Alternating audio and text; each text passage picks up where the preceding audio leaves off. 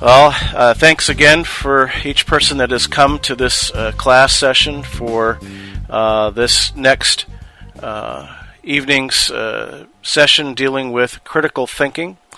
This is an elective course on critical thinking that is part of the theology program for Reclaiming the Mind Ministries. I'm Rob Bowman, your instructor. And this is an 8-week series, and I think we're in something like week number 5 now, so we're a little over halfway through this series. And we have been talking about the biblical basis for Christians taking seriously the issue of critical thinking, learning how to think critically.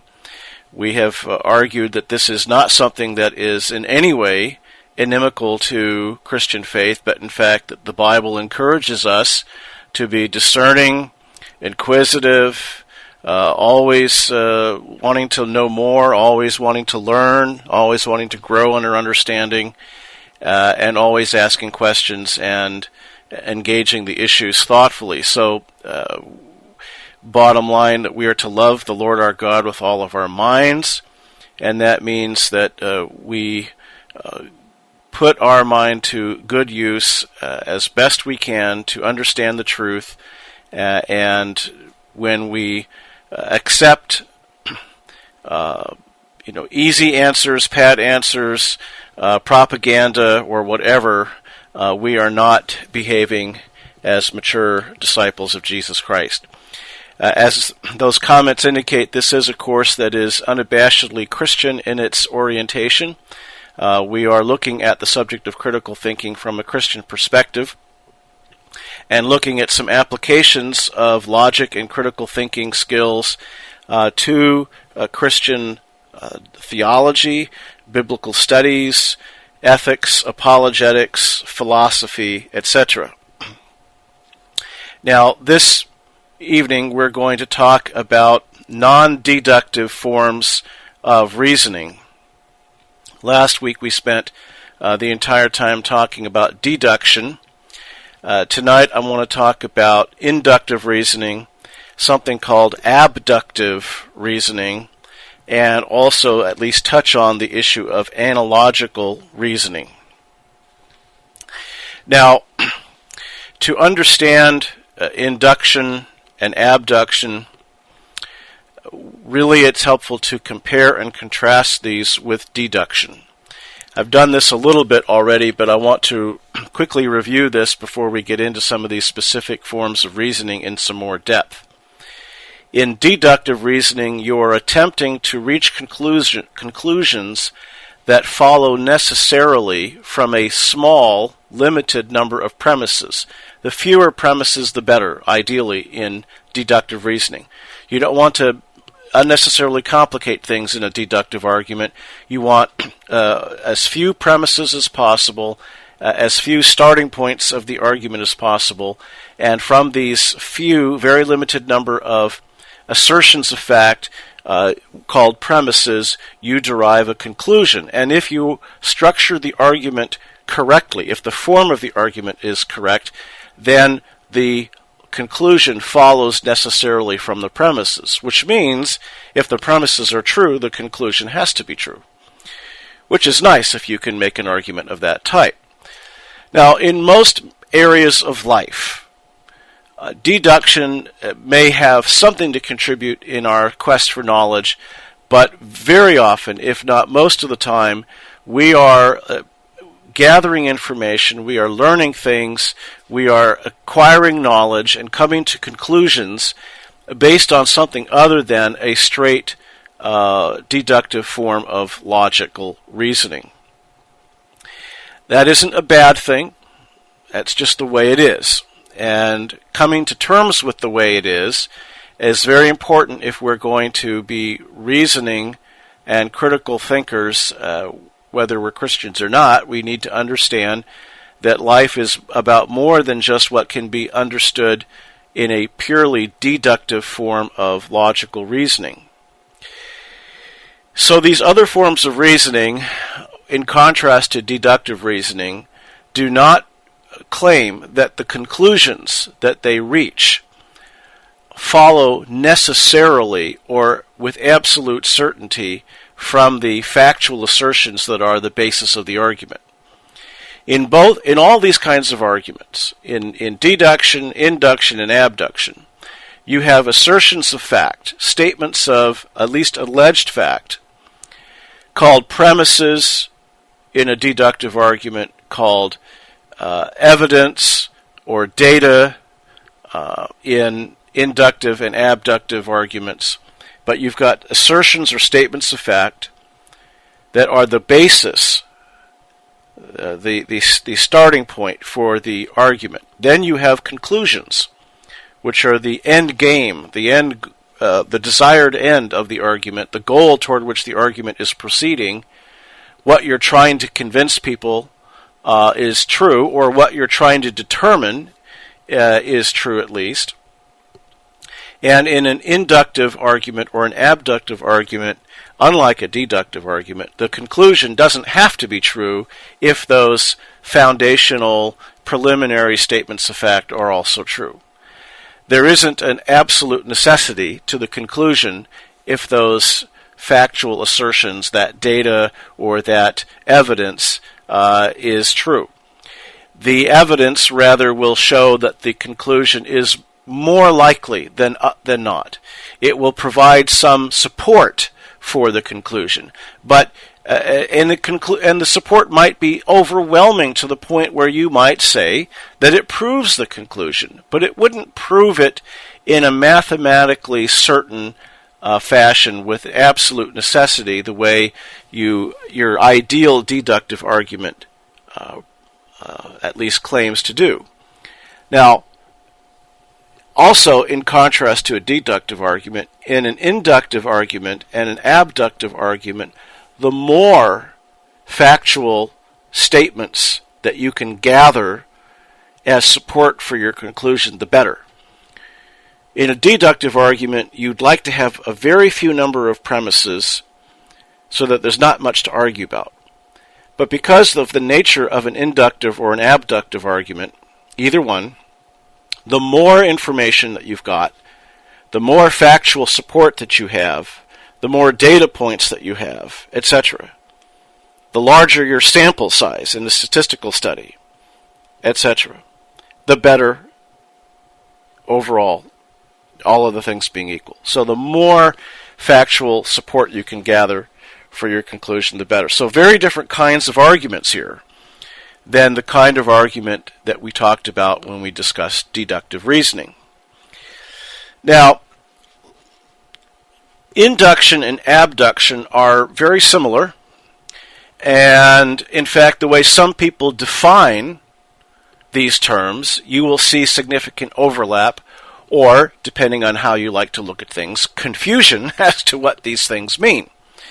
I'm not going to try to settle all of the philosophical debates among theoreticians, philosophers who study these things professionally as to how we ought to define these terms. Rather, I'll simply give you a fairly typical explanation of induction and abduction and what the differences between these might be based on these fairly typical understandings.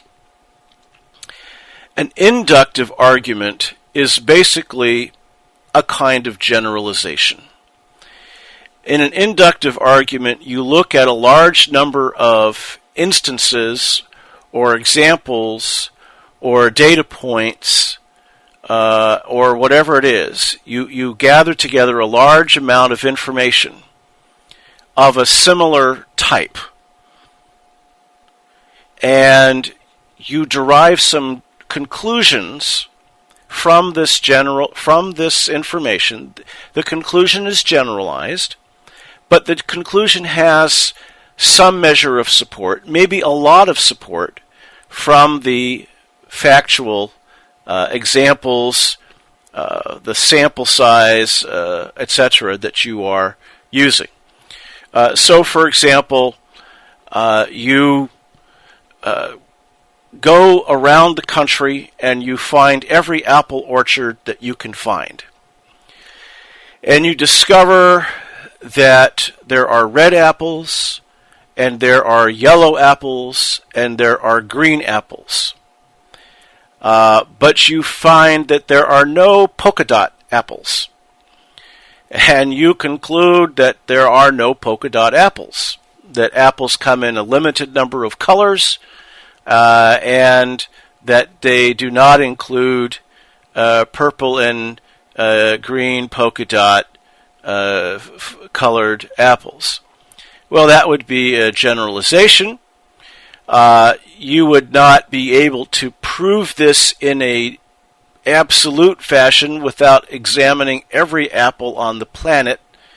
And, of course, by the time you got through looking at all the apples, it would be a couple seasons later and you'd have more to look at then. But after looking at enough apples, you can draw some generalizations. You can draw generalizations about color. You can draw generalizations about size. You can say a typical apple is between this size and that size in terms of the dimensions of the apple, typically weighing between this amount of weight and that amount of weight, etc., etc. Now, these are generalizations. It might be possible to find a 5-pound apple, but it would be very unusual and maybe impossible. I don't know. I don't know if it's possible to cultivate 5-pound apples. Maybe somebody here knows. But I think we could all agree that it would be impossible to cultivate a 500-pound apple. And so the fact that we're not sure exactly how big apples can get doesn't prevent us from drawing some conclusions about the general parameters of the typical size or the limits of what sizes an apple can attain. So these are inductions. These are inductive arguments where you are generalizing from as large a pool of information as possible, and the information is of a similar type. You're looking at similar kinds of information. You're looking at a large number of apples. Or if you're doing statistical studies, try to guesstimate or try to figure out more than likely who is going to win a particular election. You talk to as many people in the state or in the country where the election is being held as you can, and you try to gather that kind of information. And then you draw some inferences, you draw some conclusions, and these conclusions have varying degrees of confidence or reliability or likelihood of holding up, depending on the size of your sample and so forth. Now, that is an inductive argument. Now, inductive arguments are sometimes all we have, and one context where inductive arguments seem to come to the fore is in the whole area of predicting the future. When we are looking at what is going to happen tomorrow, next week, next month, next year, 10 years from now, inductive arguments are pretty much all we've got. So, for example, our knowledge about what time tomorrow the sun will rise, if you are living in a particular place on planet Earth, at what time the sun will first appear over the horizon, that information is derived from countless observations that have been made, generalizations that have been made on the basis of that, generalizations that can be described and articulated in very precise scientific terms and mathematical formulae and so forth, but nevertheless they're still inductive arguments. So we say that the sun is going to rise in a particular town on a particular day at a particular time, say 6:58 a.m., and we say that based on an inductive argument based on the evidence accumulated so far. Now you could say, well, it's absolutely certain. Well, it's not absolutely certain, but it's pretty doggone close. And some predictions about the future fall into that category of being so close to being certain that they might as well be.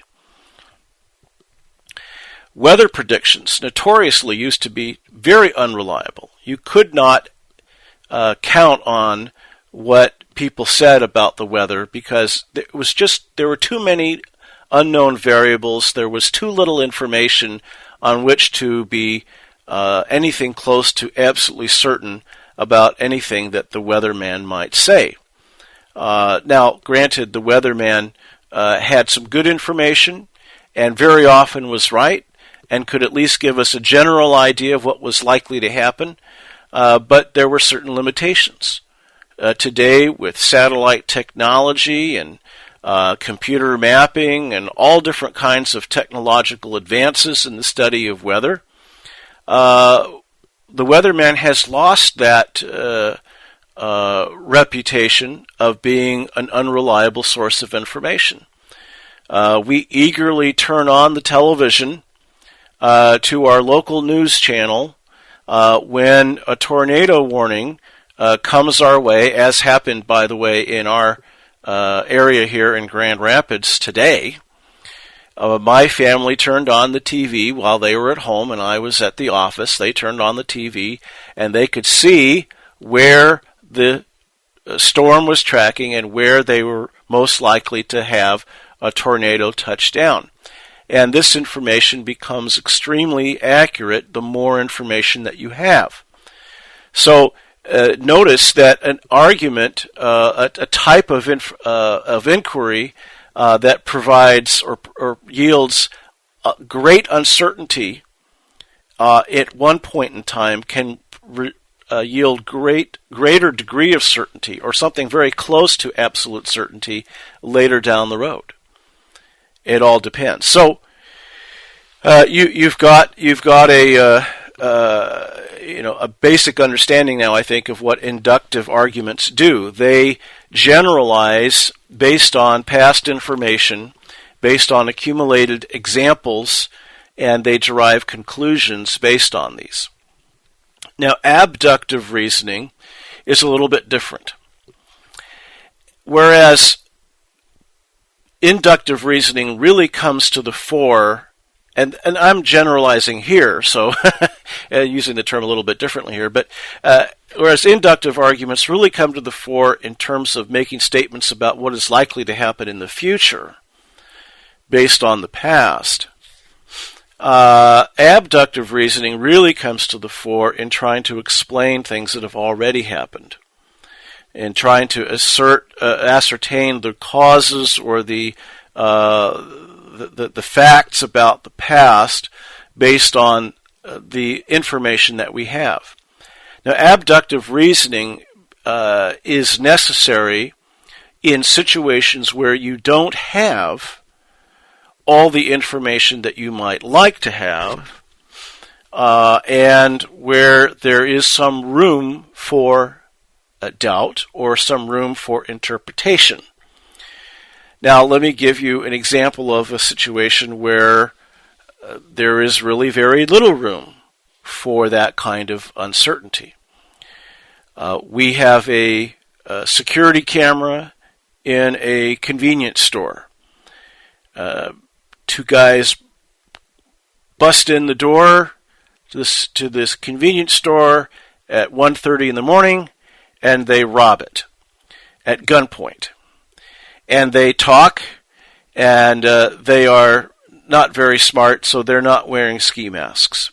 And the security camera gets clear footage of their faces and voices and clothing, and is able to put those individuals at that location and show that they are doing those things at that particular time.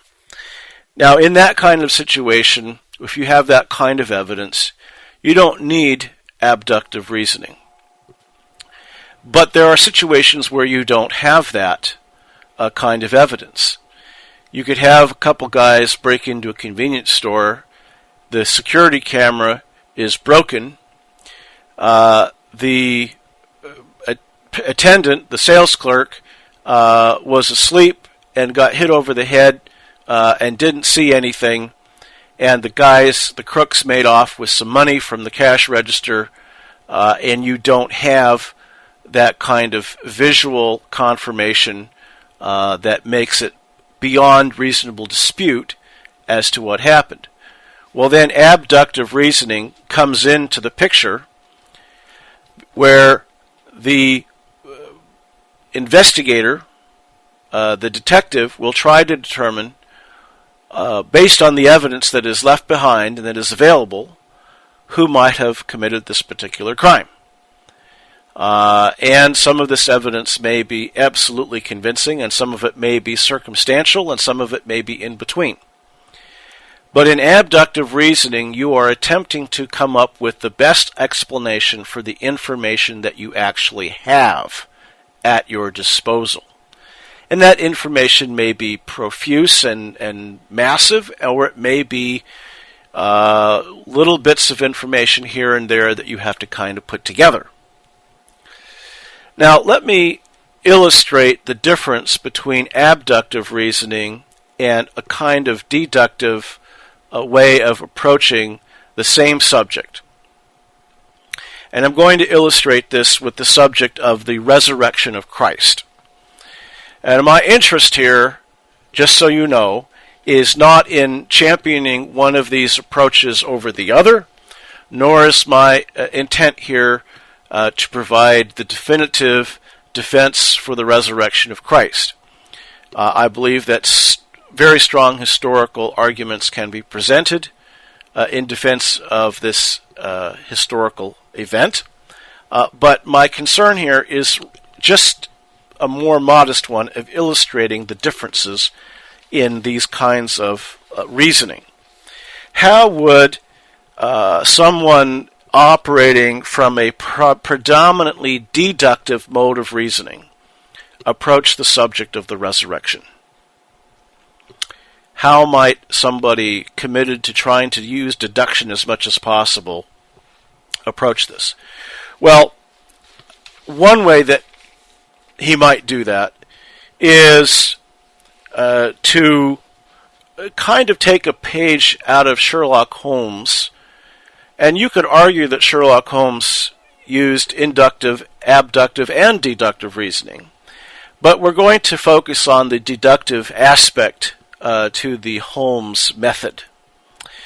Holmes' dictum was that if you eliminate the impossible, whatever remains, however improbable, must be the truth.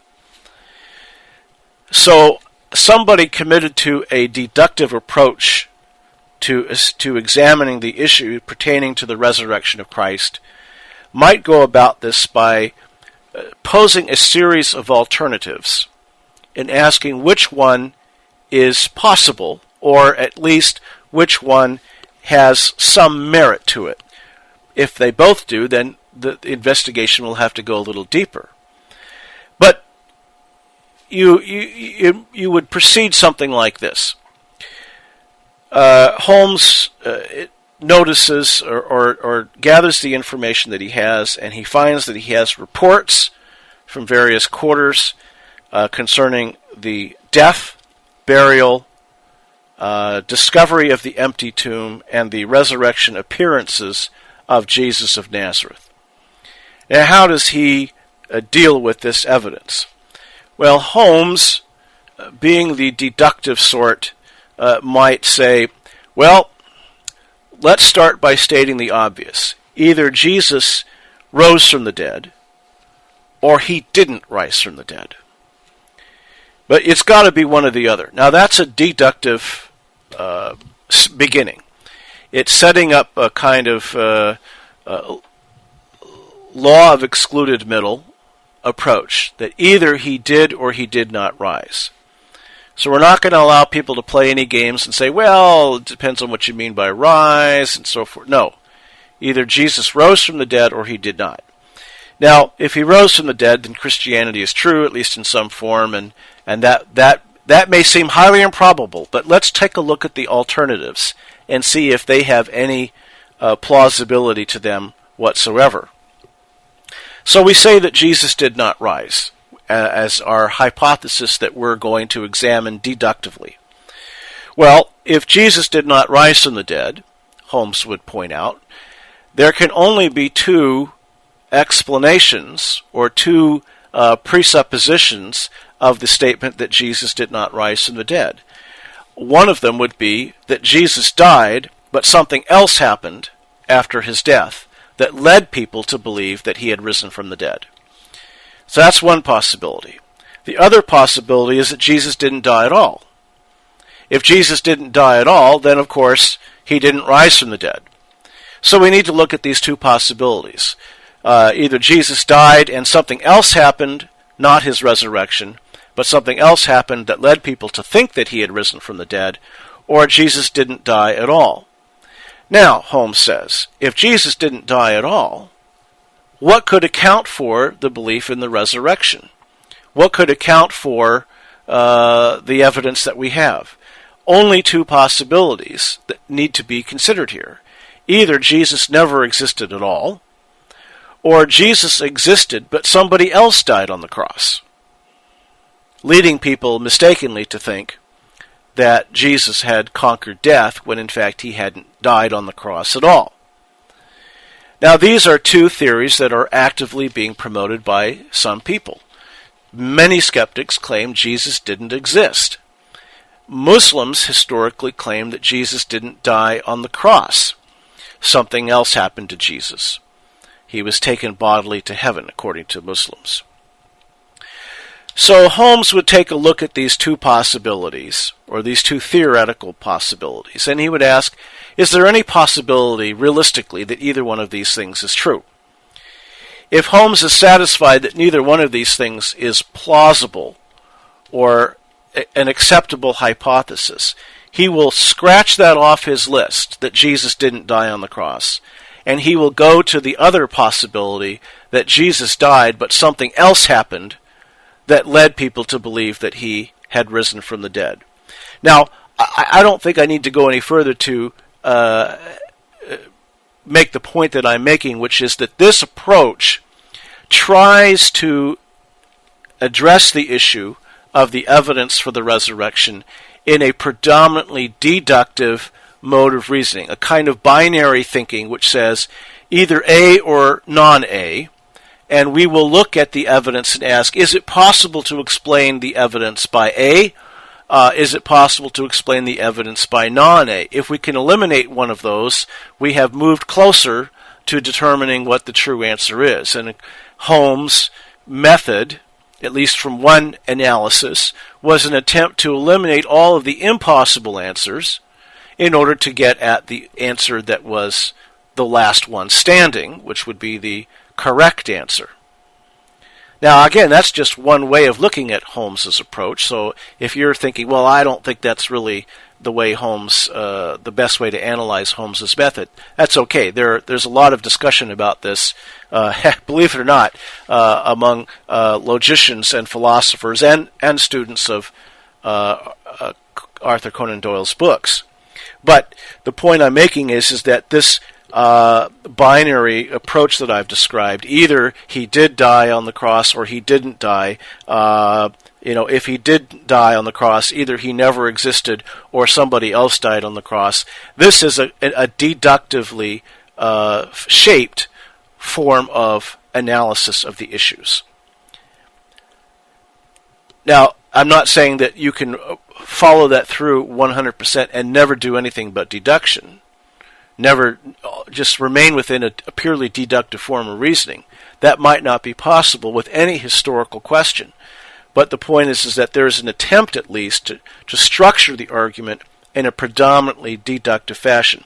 Now, let me talk about the abductive approach.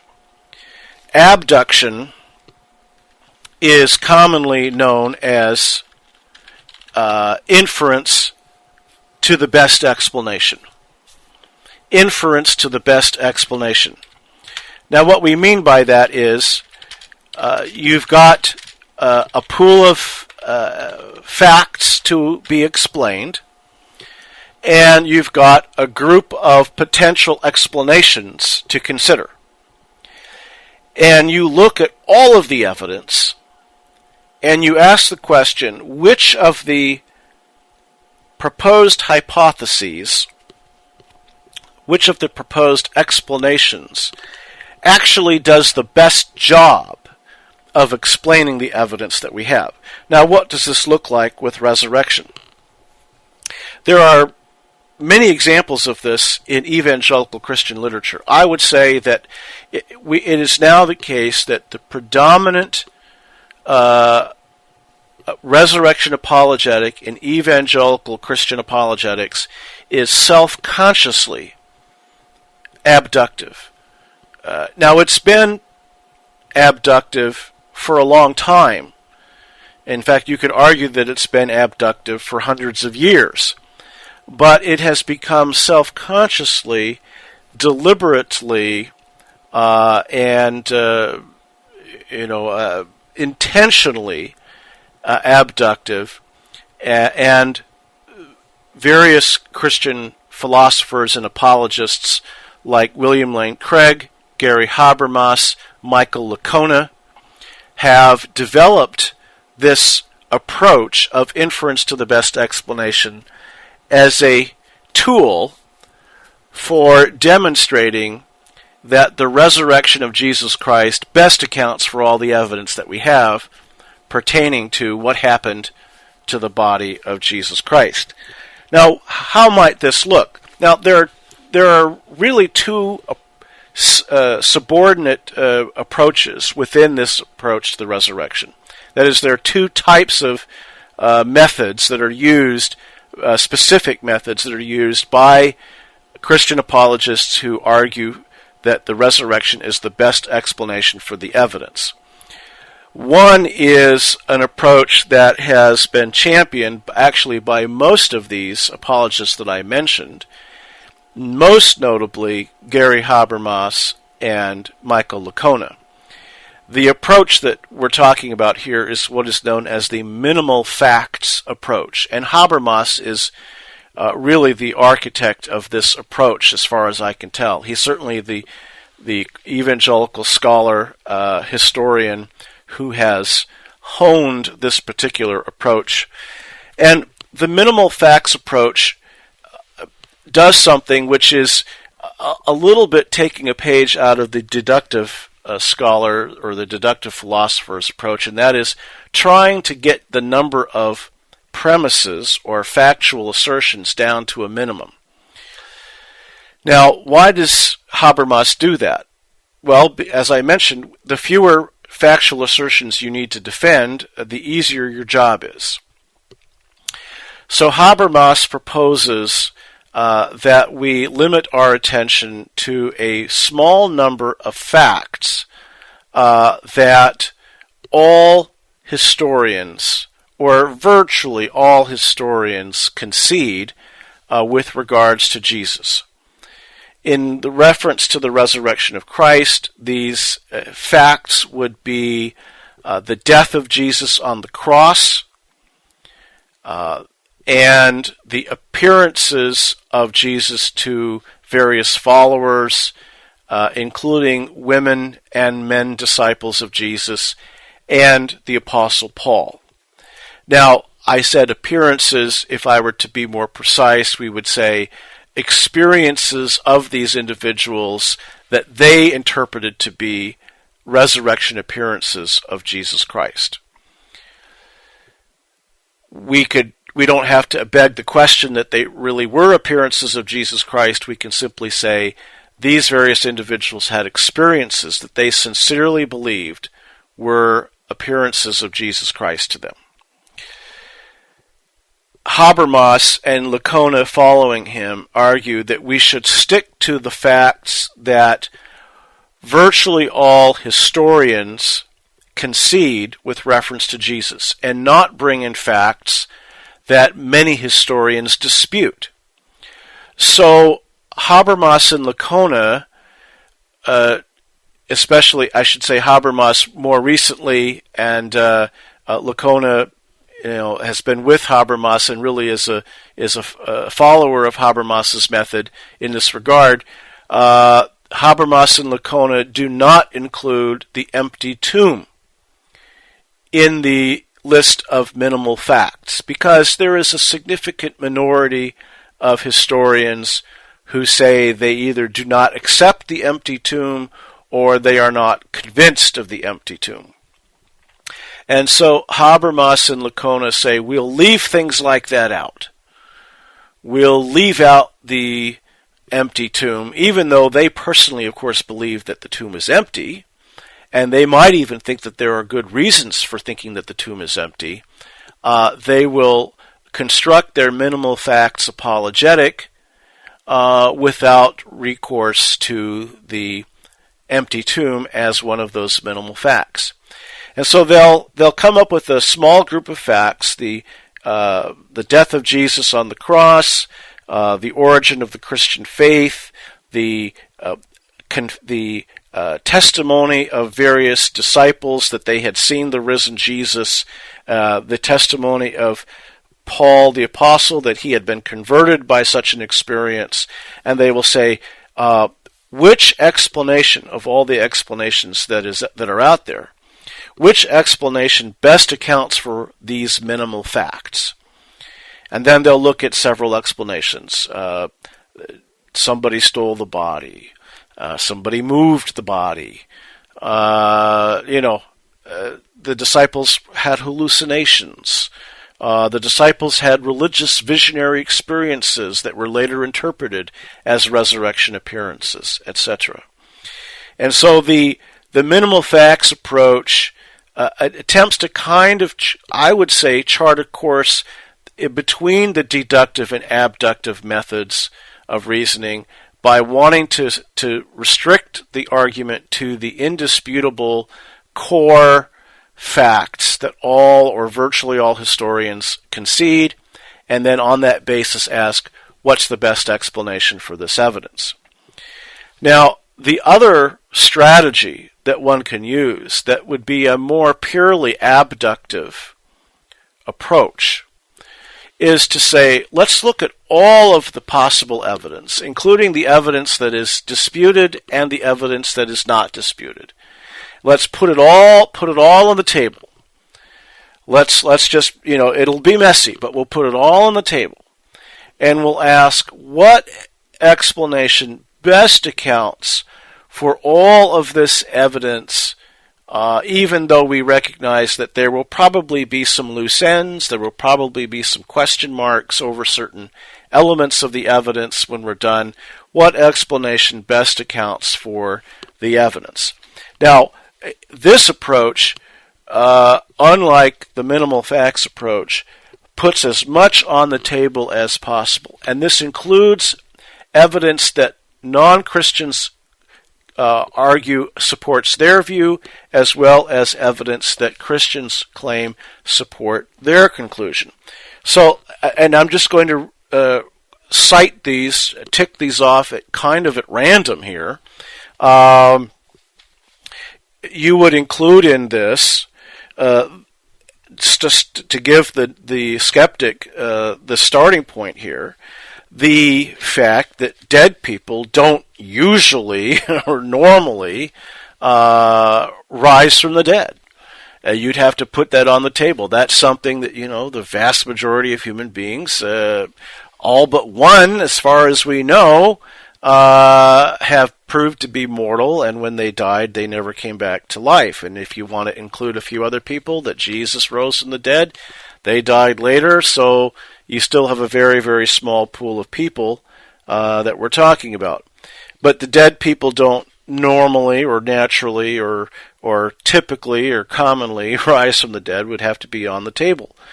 But then there's all kinds of other things that get brought into this by skeptics and critics. What about the discrepancies in the Gospels? What about the discrepancies apparently between the Gospels and what Paul says in 1 Corinthians 15? Now, these include possibly alleged discrepancies that are just imaginary, maybe some real discrepancies, maybe some discrepancies where there's not a lot of certainty as to whether these are real irresolvable difficulties or not. The alleged development of the resurrection narratives. See, we've got some things that we're putting on the table here that the non-Christian says should be considered, so we'll put them on the table. But then you've got a lot of other things to put on the table. there is the correlation that you can make between the Gospels' resurrection narratives and Paul's list of resurrection appearances in 1 Corinthians 15. Correlations that seem to be unintended because these two are independent of one another. Paul didn't get his list from the Gospels and vice versa. You've got Paul's preserved creed in 1 Corinthians 15, 3-5, or maybe 3-8, where Paul is citing a bit of Christian tradition that many biblical scholars, in fact most biblical scholars, think goes back to the very first decade of Christianity, possibly within 2 or 3 years of Jesus' death. You've got a creed that affirms that Jesus died, was buried, raised from the dead, and appeared to people, and that creed goes back to within just a couple years, evidently, of Jesus' death. So that's a bit of evidence that has to be explained. There's Paul's own conversion, and the fact that he is presenting himself as a formerly hostile witness against Christianity, who is now offering eyewitness testimony in defense of the Christian claim that God raised Jesus from the dead. There is the transformed lives of the apostles. The fact that the apostles were apparently emboldened by their experience of seeing, at least as they understood it, seeing the risen Christ. The origin of the Christian movement itself, as I mentioned, is a piece of information to be considered. The lack of any non-resurrection story of Christian origins that has Christianity starting without a belief in the resurrection. There is no such alternative account of the origin of Christianity. As best we can tell, the first Christians all believed that Jesus rose from the dead, and there wasn't any form of Christianity that could say that the original followers of Jesus didn't believe this.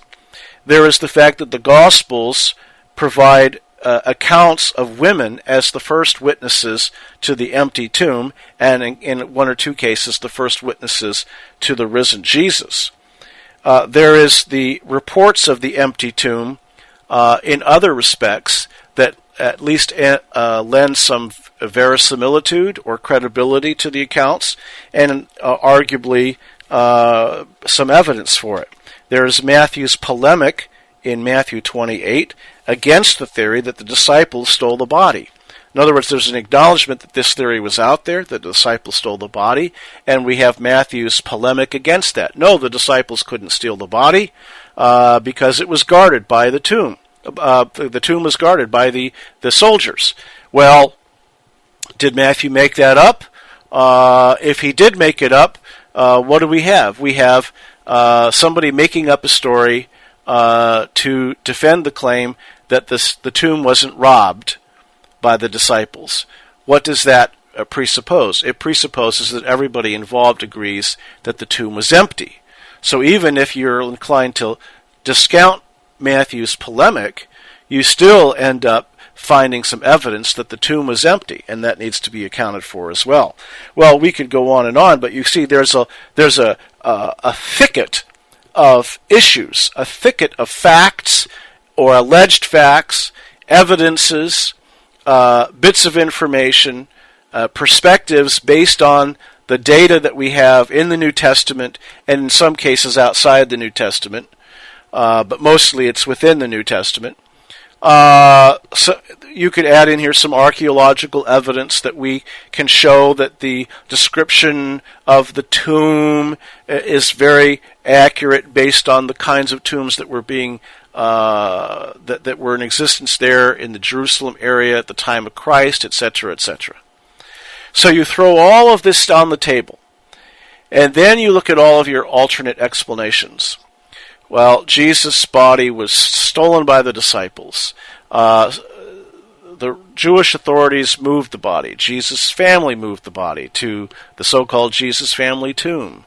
The disciples had hallucinations. They had religious visionary experiences that were interpreted a generation later as resurrection appearances. And we could go on.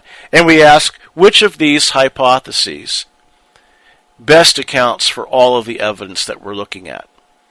Now, that's a messier process than the largely deductive approach that I described as a kind of Sherlock Holmes method. It's also a lot messier than the semi-abductive methodology of Habermas and Licona. All of these approaches have their advantages. All of them have their disadvantages. At some point, you do need to look at all of the evidence, but some of the evidence may be more important than other parts of the evidence. And that may be the strength of the approach that Habermas and Licona take. So my intent here, again, is not to lobby for one approach to resurrection apologetics. My intent here is to illustrate the methodology, the form of reasoning that we call abductive reasoning and how it differs from deductive reasoning. And also to illustrate that it's pretty hard to keep these entirely separate. There's always a little bit of deduction going on in abductive reasoning, and there's always a little bit of abductive reasoning going on in a Sherlock Holmes type deductive analysis of the issues. All of these tend to come into play and get mixed in there somewhere in any pursuit of knowledge about factual matters. Anytime you're trying to figure out what actually happened or what the facts are, you're going to have a mix of deductive, inductive, and abductive types of thinking. Now, an interesting point here in comparing deductive and abductive reasoning is that what is a fallacy in deductive arguments can actually be a strength in an abductive argument. Now, what do I mean by that? Well, suppose I were to argue in the following fashion. Suppose I were to present a deductive argument along these lines. If Jesus rose from the dead, then his tomb would have been empty. Jesus' tomb was empty. Therefore, Jesus rose from the dead. Now, if you were with me last time, you will know that there is a logical fallacy in that argument. You might not remember what it's called, but it happens to be called the fallacy of affirming the consequent. From the if you have an if-then statement, like if Jesus rose from the dead, then his tomb would have been empty, you cannot say if the consequent is true, his tomb was empty, that the antecedent, Jesus rose from the dead, must be true. You can't do that. That is a deductive fallacy. However, abductive arguments affirm the consequent all the time. Now, I've said that, but now I have to qualify that, because they don't simply affirm the consequent of a deductive argument. Rather, what they do is they formulate an argument that looks like an argument of affirming the consequent, but is actually much more complex and reaches a somewhat different kind of conclusion. Again, let me illustrate my point with the resurrection. An abductive argument would go something like this. If Jesus rose from the dead, then his tomb would be empty. Well, first of all, he would have died. You got to put that in there. His tomb would have been empty. People would have seen him alive after the tomb became empty. Those who saw him would have been transformed, changed for life by the experience. There would be no report of his body ever being found, etc., etc. You would have a list of consequence, a list of therefores or thens that would follow if Jesus rose from the dead. Now, abductive reasoning says, okay, if all of these things would be true if Jesus rose from the dead, and if it is the case that all of them are true, and it is, they're all true, then the conclusion that Jesus rose from the dead looks like a very plausible and possibly a very good explanation for the evidence that we have. In other words, this argument doesn't commit a deductive fallacy. What it does is it reconstructs the argument as an argument to the best explanation. It doesn't conclude by saying, therefore Jesus rose from the dead. Rather, it concludes by saying, therefore, the conclusion that Jesus rose from the dead well accounts for, adequately accounts for, satisfactorily accounts for, it does a very good job of accounting for all of the evidence that we have. And if you then compare how the resurrection explanation works in comparison with how other explanations work, and you show that the resurrection is a better explanation, then you can draw a further conclusion. You can draw the conclusion that of all of the proffered explanations for the resurrection, evidence, not for the resurrection, but for the, quote, resurrection evidence, of all the proffered explanation for this body of evidence, that Jesus rose from the dead seems to be the best explanation that we've got. Now you could say, hypothetically, it's always possible that somebody will come up with a better explanation 10 years from now, or tomorrow. Well, anything's possible, but some things are more likely than others. So this is a form of reasoning that looks superficially, looks superficially as if it's committing a deductive fallacy of affirming the consequent. But in fact, it is a different kind of argument that reaches a more modest conclusion that stays within the reasonable bounds of what one can conclude based on that evidence. So I point this out because very often people who have a superficial understanding of deductive reasoning will criticize historical apologetic arguments, for example, on the grounds that they commit various deductive fallacies. And sometimes apologists do commit fallacies, so I'm not going to argue that they never do. But in many cases, the apologist has not committed a deductive fallacy at all because he's not arguing deductively. He's arguing abductively. And there's a big difference. Now, in the time that I have remaining before we go into our discussion, I want to talk about some inductive/statistical fallacies. And statistical fallacies are a very significant category of inductive fallacies. They're also pretty easy to understand. And in fact, many times if you will look for a list of inductive fallacies, they very often will sound like or be identical to various statistical fallacies. So I'm going to talk about these, and I'm going to illustrate all of them with the issue of homosexuals, and specifically the question of how many people are homosexuals and are they born that way. So that's two questions. And all of these examples will pertain to those two questions and illustrate various principles or fallacies in inductive or specifically statistical reasoning. The first fallacy that I want to talk about is called false causality. False causality. False causality is the error of trying to infer causation from correlation. The principle here is that correlation does not prove or imply causation.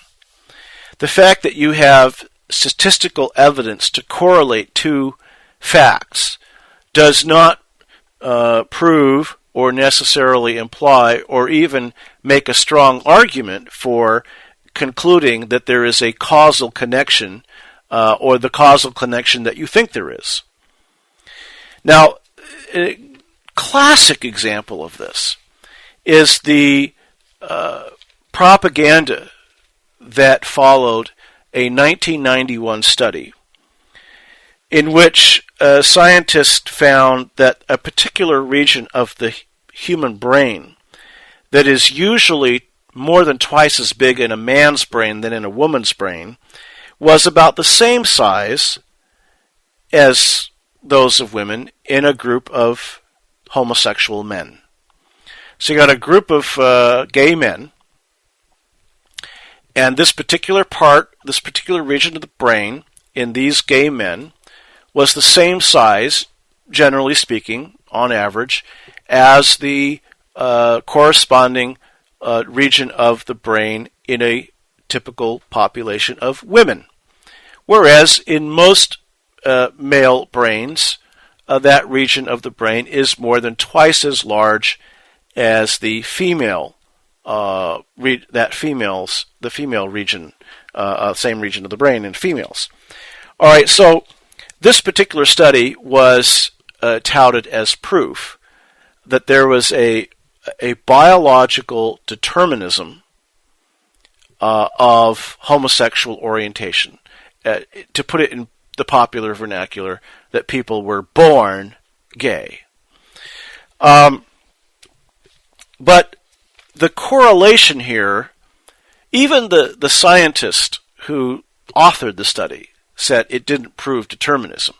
He thought the study supported a possible genetic factor, but not that the study proved that people were wired to be homosexual. Now, his cautiousness was very much in order, because there are all kinds of factors here that need to be considered.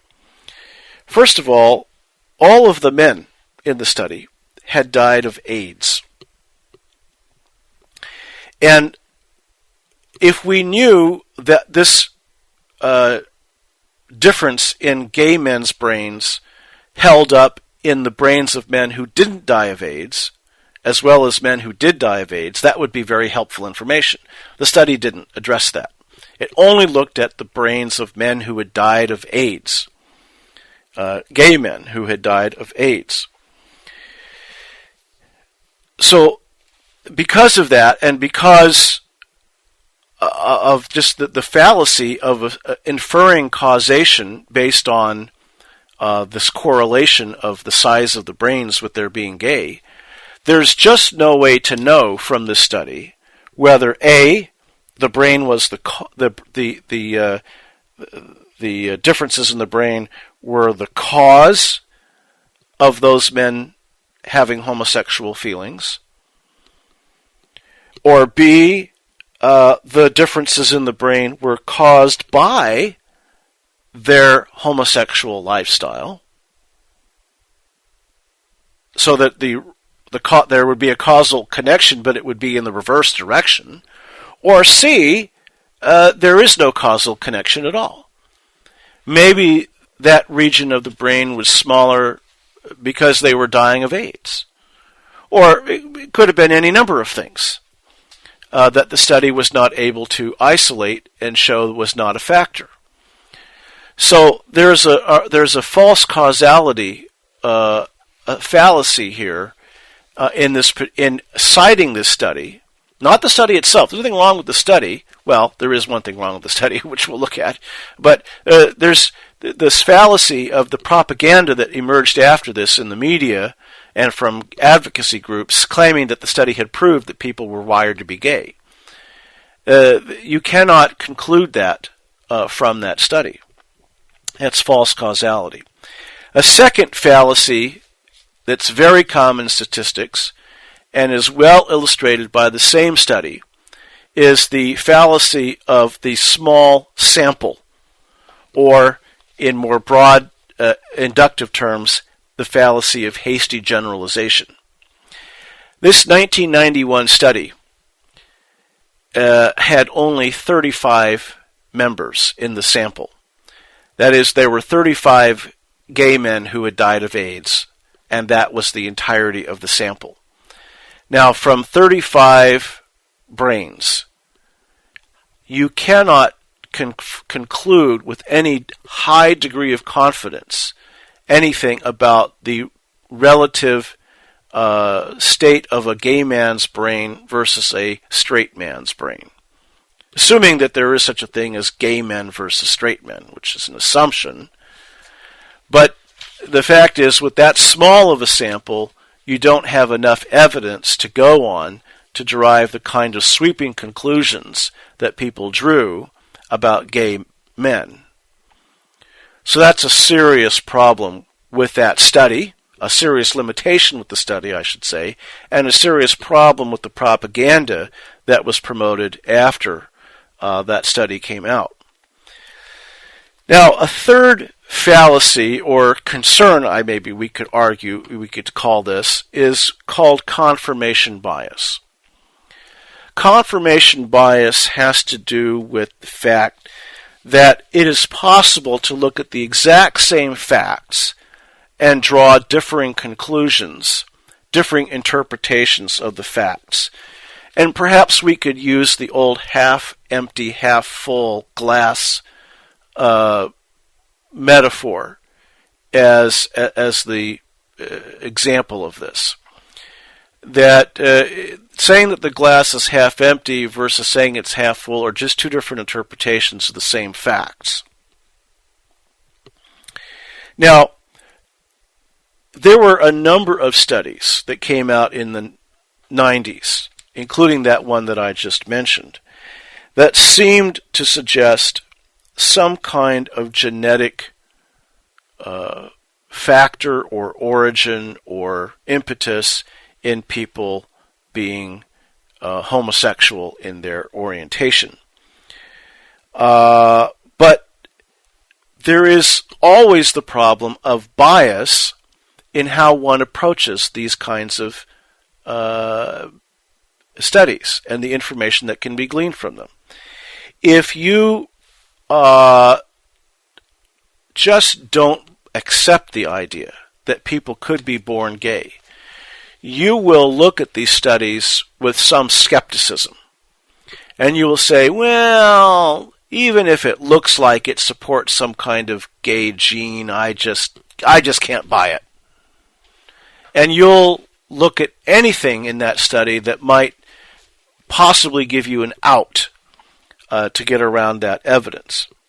On the other hand, if you are committed to advancing the propaganda that people are born gay, you could very easily favor an interpretation of the exact same study that supports your propaganda, even if the study falls well short of making your point. Now, let me give you an example of where this kind of issue has to come up. And I'm not advocating relativism and saying we can't know the answer, we can't know. No, I'm not saying that. I'm saying we need to be aware of our biases. And we need to be aware of the fact that there is interpretation involved in looking at this kind of information. For example, in one study, they examined the sexual preferences, desires of the identical twins of gay men, and also a group of non-identical twins of gay men. What they found was that 52% of the identical twins of gay men were themselves gay, and 22% of the non-identical twins were gay. Now, the fact that the identical twins were more likely to be gay than the non-identical twins seems, to many people, to support the conclusion that there is a genetic component or a genetic factor in people's coming to experience the feeling that they are gay, that they are homosexual. But the evidence clearly falls well short of supporting a genetic determinism.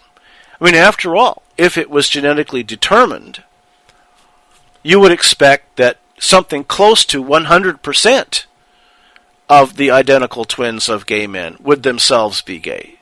Not 52%, but more like 92% or 97%. Not 100% exactly. There's always things that could go wrong, quote unquote. But you would expect it to be very close to 100%. But 52%, well, that's basically 50-50. Half of the identical twins of gay men are not gay. How does that happen if they're genetically determined to be gay? On the other hand, the study does at least seem to support the conclusion that there is something genetic that may predispose some people more than other people to have feelings, sexual feelings, erotic feelings toward people of the same gender.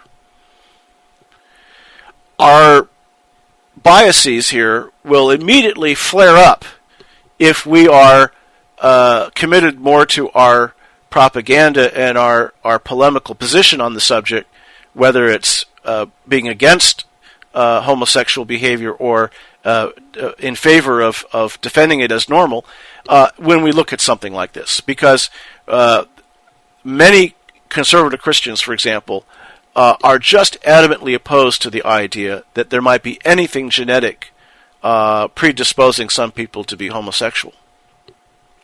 They are committed as a matter of principle to the hypothesis that people choose behaviors that lead them into a gay lifestyle and a gay feeling. Others claim that it may not be deliberately chosen, but it is the result of family pressures, experiences, etc., etc., and not something that is a product of environment and not of genetics, not of heredity. All I'm saying is that we need to be aware of the problem of confirmation bias, that we tend to look at studies like this and derive the conclusions that we want to derive from them, and refuse to accept the conclusions that they might support if they don't fit our perspective.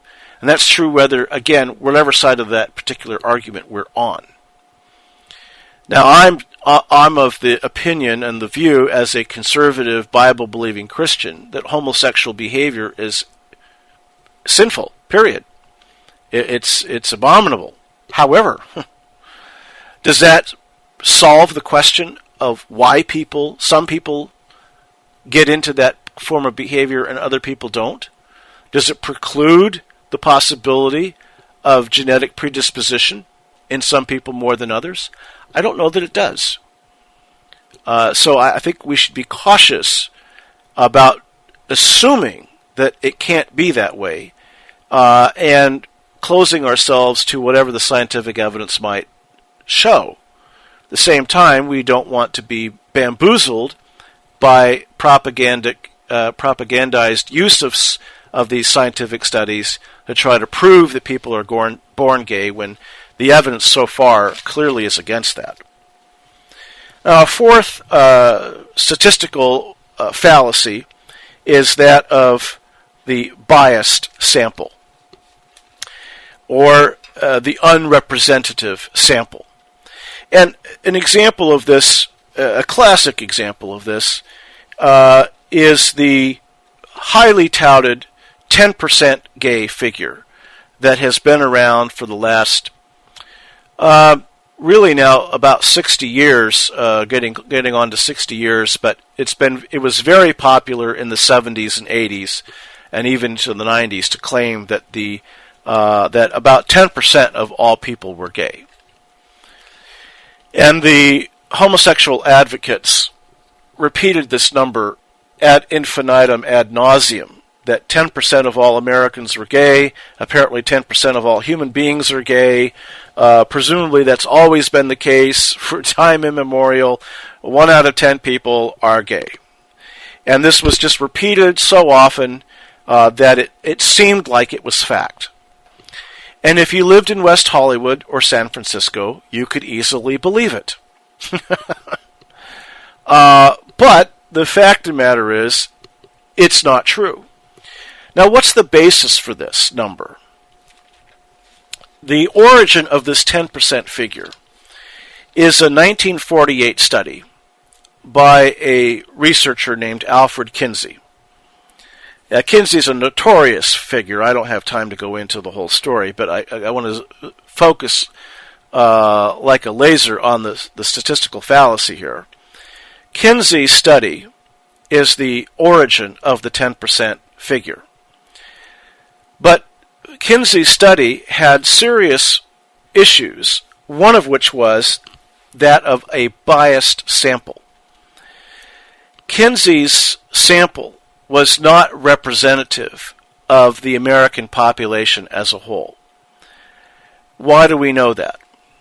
Well, 25% of his sample were people who had been or were at the time prison inmates. 1/4 of his sample were prison inmates or former inmates. All of his, now obviously, prison inmates, I hope I don't have to explain this in graphic detail, but prison inmates are more likely to turn to people of the same gender for sexual gratification than people outside prison, because they're segregated from people of other genders. I hope that's clear enough. All of the sample, all of Kinsey's data came from people who volunteered to talk with him about their sexual practices.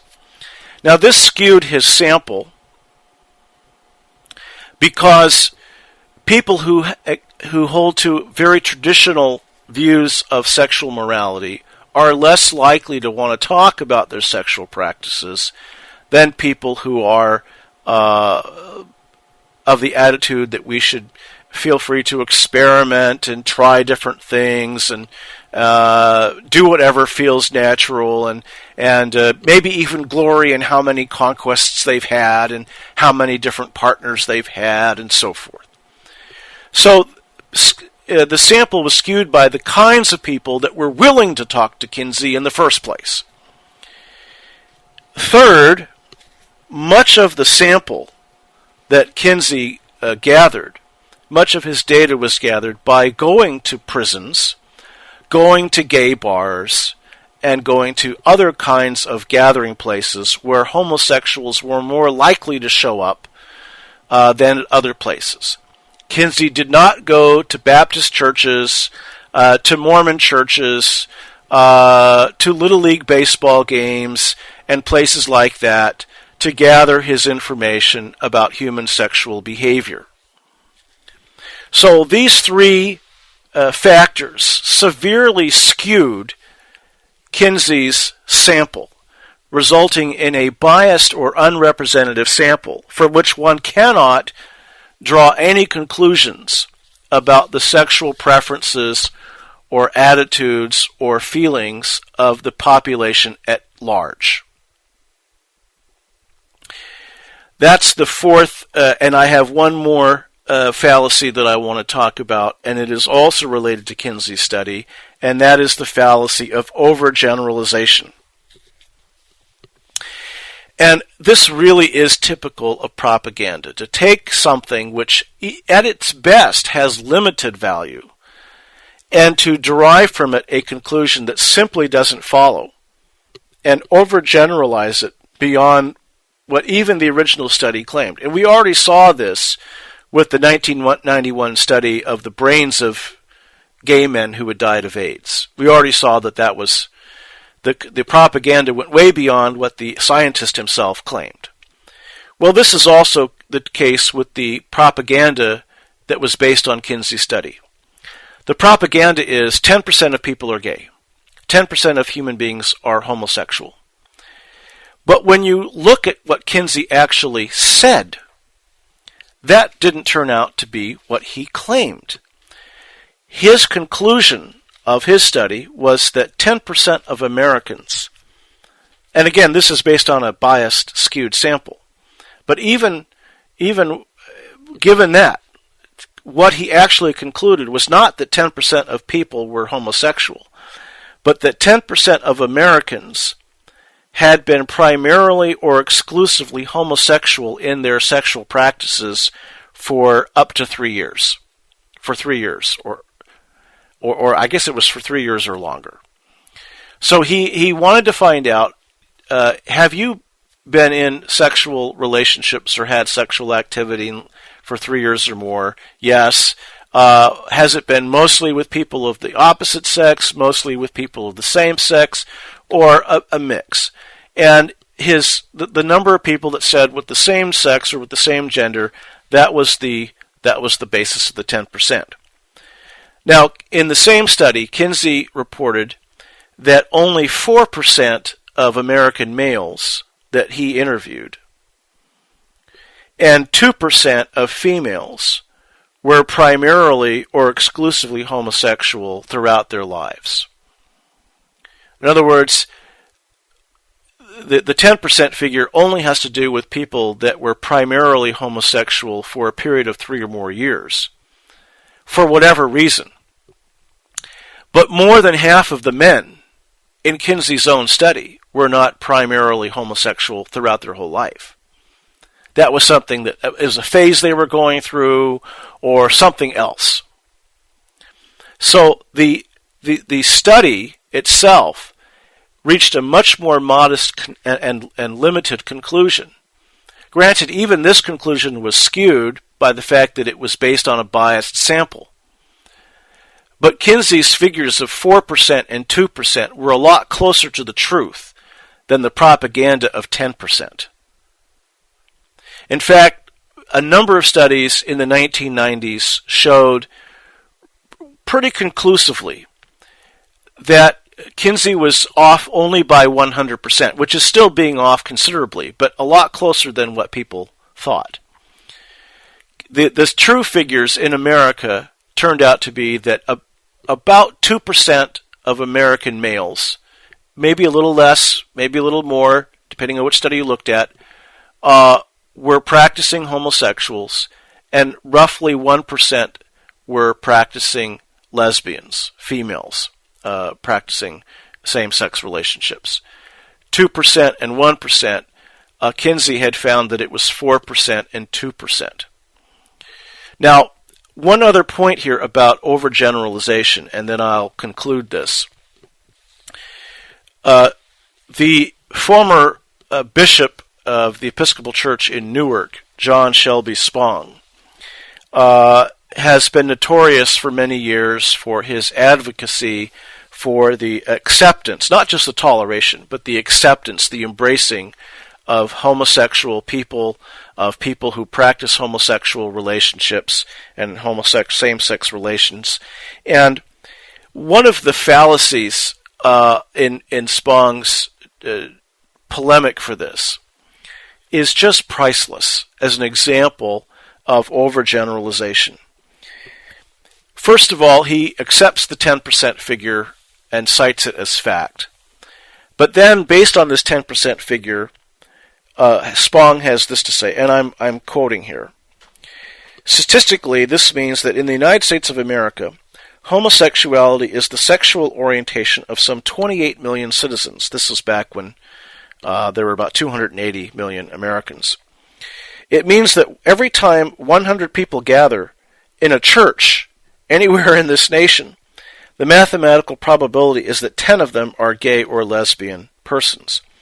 It means that in every core family or extended family, when the circle expands to 10 persons, there is a mathematical probability that one member will be gay or lesbian. End quote. Now, Spong's mistake here, of course, compounded by the fact that the 10% figure is fallacious to begin with, is assuming that a particular incidence in any population is going to be evenly distributed throughout the population. In other words, and let's forget about the 10% figure because it's bogus, as I've explained. Let's assume that 2% of American males are indeed practicing or feeling that they are homosexual in their orientation. This does not mean that 2 out of every 100 people in any given church are going to be homosexual. The reason why that isn't the case is because homosexuals tend to gravitate towards certain population centers, towards certain religious expressions or irreligious expressions. They tend to have certain lifestyle choices and certain affiliation choices that clump them together in some places and with some people and distinguish them from other people. So, for example, if you were to do a statistical study of the population of West Hollywood, you would find that a whole lot more than 2% of the population was homosexual. But if you were to do the same kind of study in a small semi-rural or rural town in San Bernardino County, California, or out in the cornfields of Iowa, you'd be lucky if you could find one homosexual in 1 million. So they're not evenly distributed throughout the population. A typical large family of 10 people will not typically have one gay person. Now, you easily can be excused, in a sense, for thinking that this would be the case to judge from American television and the propaganda that Hollywood and New York are turning out. Because it seems like practically every new television show has to have one gay member of the family, one gay person on the police force, in the precinct, etc., etc. And why do they do this? Because they want to promote the propaganda that this is a very normal and common reality in society. But homosexuals are not spread evenly throughout the population. They tend to clump like everybody else does. This would be like saying, because 1 out of 4 or 1 out of 5 Americans is evangelical, which, depending on how one defines evangelical, is pretty close to being accurate, that in any family of 4 or 5 members, there is a chance, the odds are that one of them will be evangelical. That's simply not true, because there will be many, many families in which there will be no evangelicals, and many other families in which they will all be evangelicals. So again, there is no even distribution, and that fallacy is very easy to understand once it's pointed out, but it's also very easy to fall for it if you don't think logically about statistical matters and the distribution factor in a population. Well, I've used up all of the time that we're supposed to be taking, but I want to go ahead and open it up now for your comments and questions. I don't mind if we go a little bit over time, and then we'll close up after we see things winding down a little bit. So, questions, comments, certainly want to give you guys a chance to voice any questions or just raise any issues that you'd like to raise. I don't know what time it is where you are, but I know it's late here, so that's all right if there isn't much to say. I see a couple people trying to possibly type something, maybe not. All right.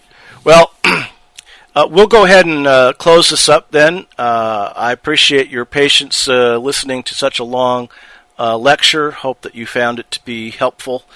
And if you get a chance to look at the suggested readings for next week, you might want to take a look at that, and that will give you sort of a base or foundation for appreciating a little bit more, perhaps, what we talk about in each session. So, again, thanks for listening. Thanks for being part of the class here. We'll try to make sure that there's more time next week for your discussion so that you get a chance to do that before everybody gets tired out. Thanks all very much. Look forward to next week. You've been listening to a session of Critical Thinking with Robert Bowman. This was made possible by Reclaiming the Mind Ministries. Reclaiming the Mind Ministries is a listener-supported ministry, so if you enjoyed this session or benefited from it in any way, do consider partnering with us. For information on how to become a ministry partner and for a complete listing of ministry resources, visit the RMM homepage at www.reclaimingthemind.org. Thank you for listening, and God bless.